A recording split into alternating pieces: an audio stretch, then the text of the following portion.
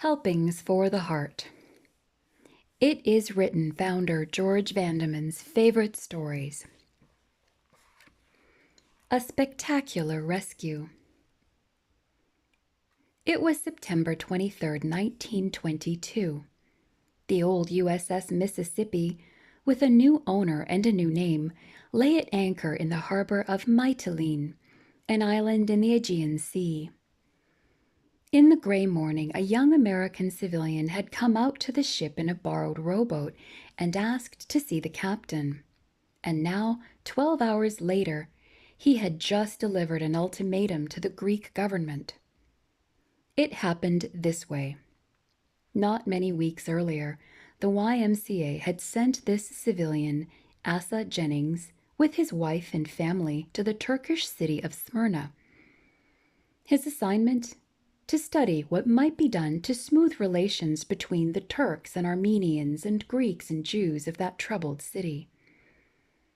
Things had happened fast.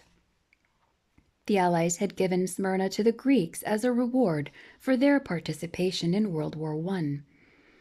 The Greek army had moved into Smyrna and pushed inland toward Ankara. But Ataturk had rallied the Turkish people behind him in a daring drive for independence. The Greek army was confident of victory. Its troops were pushing steadily toward the heart of the country, when suddenly they retreated before Ataturk. They burned and pillaged their way back to Smyrna. The Greek troops in their wild retreat forced their own countrymen as well as the Armenians to abandon their homes and flee to the coast. Every road to the sea was choked with refugees. And then, believe it or not, the Greek soldiers, thinking only of their own safety, simply took ship and sailed away. The refugees were left to make out as best they could. And then, suddenly, no one seems to know just how, Smyrna was in flames.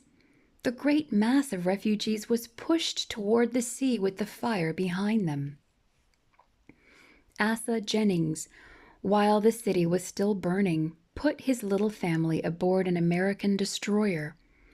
But he stayed behind to see what he could do for the refugees.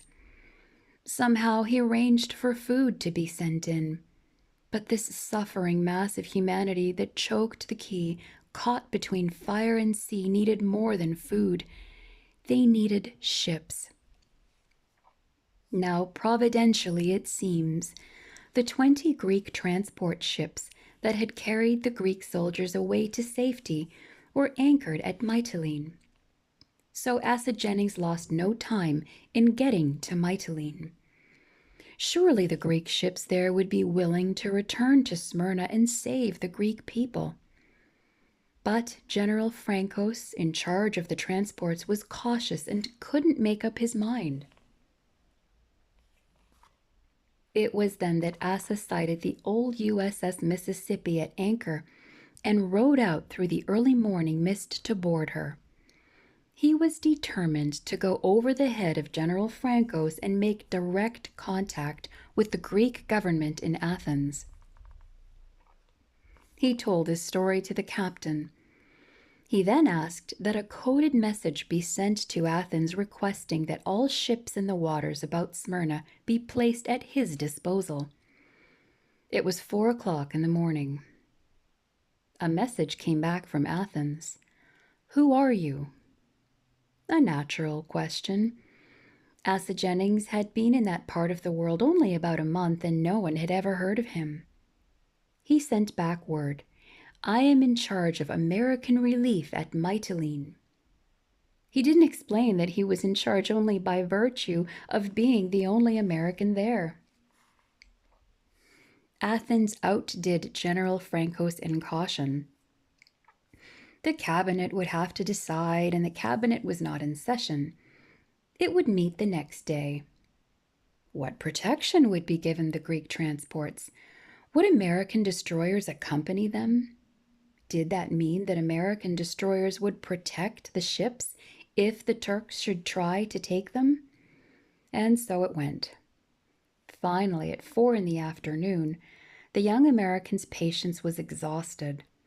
He wired Athens that if he did not receive a favorable reply by 6 o'clock, he would wire openly without code, letting the whole world know that the Greek government had refused to rescue its own people from certain death.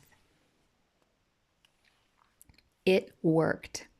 Shortly before 6 o'clock, a message came through. All ships in Aegean placed your command. Remove refugees Smyrna. Those 10 words meant life for thousands. They also meant that a young unknown American had just been made admiral of the Greek Navy. And so Asa Jennings assumed command. The captains of the 20 transports were ordered to be ready to leave for Smyrna by midnight. And at that hour, they were all in place. Asa Jennings, aboard the lead ship, ordered the Greek flag run down and an American flag flown in its place, with a signal that meant, "Follow me." He mounted the bridge and ordered full steam ahead. Picture the scene, if you can. As the ships moved toward Smyrna, Asa could see from his station on the bridge the smoking ruins of what had once been the business section of the city. Directly in front, gaunt brick and stone skeletons of once beautiful buildings pushed themselves up from the charred debris. And at the water's edge, stretching for miles, was what looked like a lifeless black border.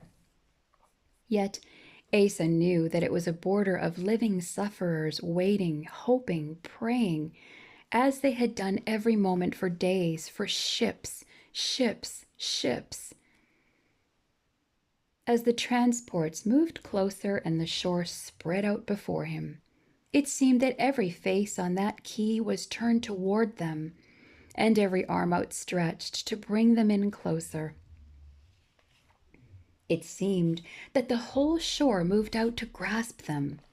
The air was filled with the cries of those thousands, cries of such joy that the sound pierced to the very marrow of his bones. No need for anyone to tell them what those ships were for. They who had scanned that watery horizon for days, looking wistfully for ships, did not have to be told that there was help, that here was life and safety. Never had Asa Jennings been so thankful, so truly happy, as on that early morning when he realized that at last, and thank God in time, he had been able to bring hope and a new life to those despairing thousands. It was Asa Jennings' son who told me this story. I can never forget it, nor can I forget the striking parallel that I know will happen soon. A spectacular rescue, not from the sea, but from the sky, involving not 300,000 refugees on a single shore, but, if only they would be willing, every man, woman, and child on a shaking, burning, convulsing planet. Soon the Savior will descend the flaming skies, accompanied by every angel of heaven, to rescue his faithful people. I will come again, he has promised, and receive you to myself, that where I am, there you may be also. John chapter 14, verse 3.